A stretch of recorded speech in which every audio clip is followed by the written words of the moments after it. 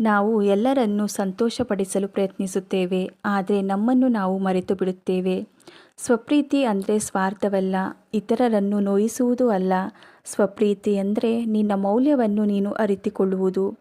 ನಿನ್ನ ಶ್ರಮ, ನಿನ್ನ ನೋವು, ನಿನ್ನ ಪ್ರಯತ್ನ ಇವೆಲ್ಲವನ್ನು ನೀನೇ ಗೌರವಿಸಬೇಕು. ನಿನ್ನನ್ನು ನೀನೇ ಕಡಿಮೆ ಮಾಡಿಕೊಳ್ಳುವಾಗ ಇತರರಿಗೆ ಅವಕಾಶ ಕೊಡುತ್ತೀಯಾ ನಿನ್ನನ್ನು ಕಡಿಮೆ ಮಾಡಲು. ಸ್ವಪ್ರೀತಿ ಅಂದರೆ ಇಲ್ಲ ಅನ್ನೋ ಧೈರ್ಯ. ಎಲ್ಲರಿಗೂ ಹೌದು ಅನ್ನೋದು ಅಗತ್ಯವಿಲ್ಲ. ನಿನ್ನ ಸಮಯ, ನಿನ್ನ ಶಕ್ತಿ ಅವು ಅಮೂಲ್ಯ.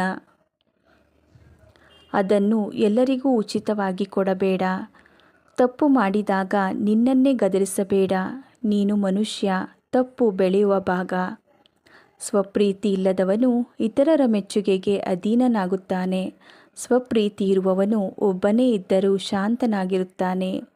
ನಿನ್ನನ್ನು ಇತರರ ಜೊತೆ ಹೋಲಿಸಬೇಡ. ನಿನ್ನ ಪ್ರಯಾಣ ನಿನ್ನದು. ಸ್ವಪ್ರೀತಿ ಅಂದರೆ ಪರಿಪೂರ್ಣರಾಗಿರುವುದಲ್ಲ, ಅಪೂರ್ಣವಾಗಿದ್ದರೂ ನಿನ್ನನ್ನು ಒಪ್ಪಿಕೊಳ್ಳುವುದು.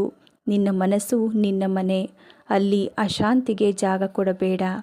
ಸ್ವಪ್ರೀತಿ ಬಂದಾಗ ಸಂಬಂಧಗಳು ಬದಲಾಗುತ್ತವೆ. ನೀನು ಕಡಿಮೆ ಬೇಡಿಕೊಳ್ಳುತ್ತೀಯಾ, ಹೆಚ್ಚು ಆಯ್ಕೆ ಮಾಡಿಕೊಳ್ಳುತ್ತೀಯಾ? ನಿನ್ನನ್ನು ಪ್ರೀತಿಸು, ಯಾಕಂದರೆ ನೀನು ಇಲ್ಲದೆ ನಿನ್ನ ಜೀವನವೇ ಇಲ್ಲ.